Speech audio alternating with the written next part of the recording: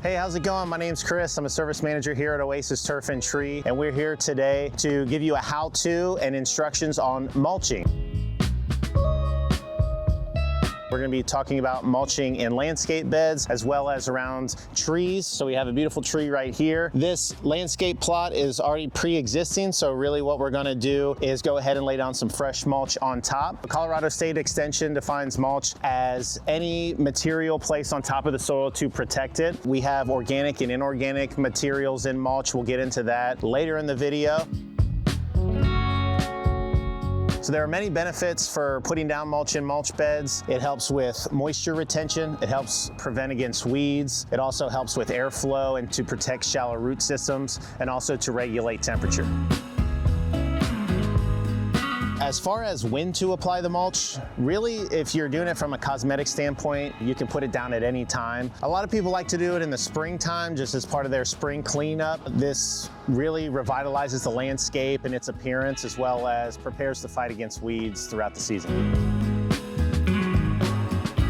Now we ask the question, how much mulch do I need for my area? That obviously depends on how big the area is, but from a general standpoint, you're looking to lay down about 2 to 4 inches of mulch layer. So down here we see there's already been mulch applied previously. Mulch is going to degrade on its own, so you don't necessarily need to rake any up from last year. You can just go ahead and supplement what you need for this year.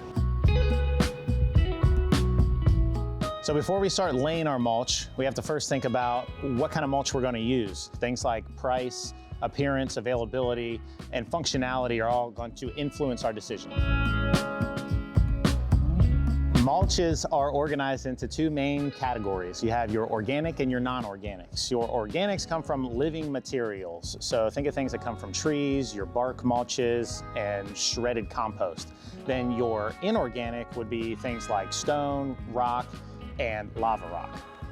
We highly discourage the use of rubber mulch, mulching mats, and barriers. This prevents the flow of air and moisture into the soil.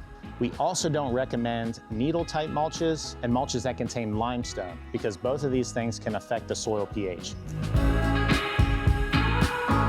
We do recommend the use of bark mulch and wood chips around landscape beds and trees. It's also important to read the bag and see if it has any additives like fertilizers and weed controls.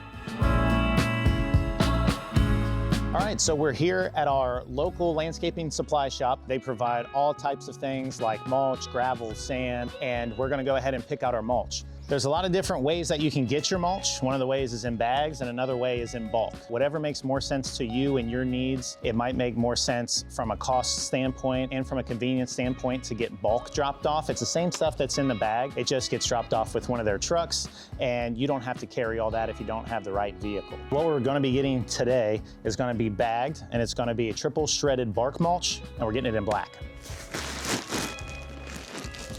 Now that we're loaded up, we're gonna go ahead and head back, prep our area, and lay our mulch.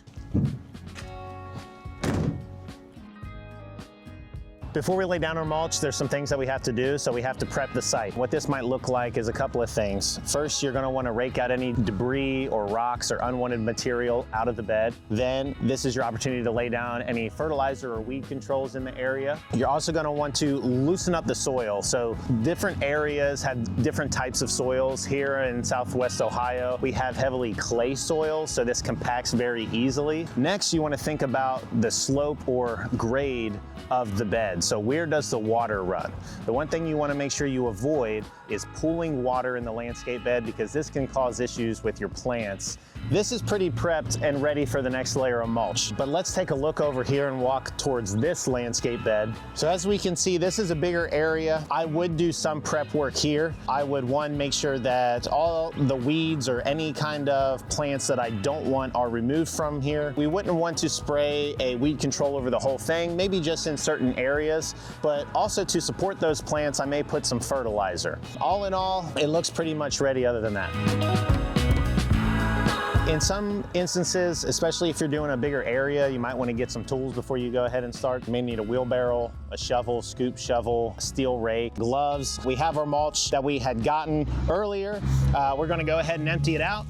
When you're laying down mulch, especially in a sloped area, I recommend you dump most of your mulch at the top part because it's easier to let it trickle down the hillside than having to scoop it back up. Everything's down, so now we're gonna go ahead and start spreading. The one thing to remember with trees, avoid what's called a mulch volcano. And what that is, when your mulch starts to be in contact with the trunk. Remember, the mulch is to protect the roots and the soil, not the trunk of the tree. The reason why you don't want the mulch that high is because the mulch is there to retain moisture. As the mulch holds on to moisture, it's pressing it up against the trunk. As that happens, you can either drown the tree, you can get root rot, or you can get other pathogens entering the tree more easily.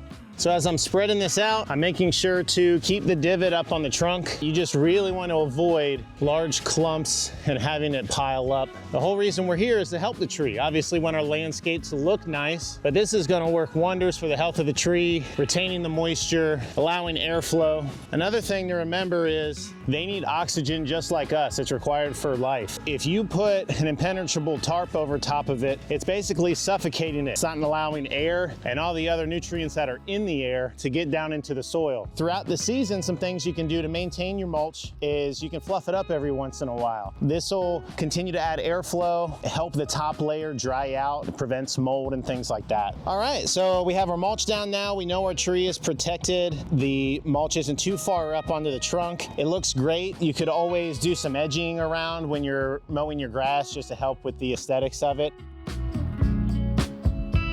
Say you wanted to establish a mulch bed around a tree that doesn't already have one. How far out do you go? So one thing to consider is what's under the soil as far as the root system. There's about 3 times the amount of this tree underground as you see above ground. You may want to extend your tree landscape bed out further to the point to where you don't need to worry about those areas for grass, because we have definitely found here at Oasis that it can be a challenge to grow grass under trees due to shade and competition for nutrients and water. Save yourself some headache, put in a nice landscape bed, protect a tree, and then you don't have to worry about growing grass in that area. Earlier we talked about organic versus inorganic mulches. We recommend for the most part to use organic mulches with trees, but you can always do your research if you really want to use an inorganic mulch. Thank you so much for joining me today and learning about mulch and everything there is to know about it. I know I had a great time. I'm sure this tree is very appreciative as well. Look forward to us releasing more content like this to help you maintain your lawn and landscape the best way possible. Thank you so much. I'm Chris again with Oasis Turf and Tree. Have a great day.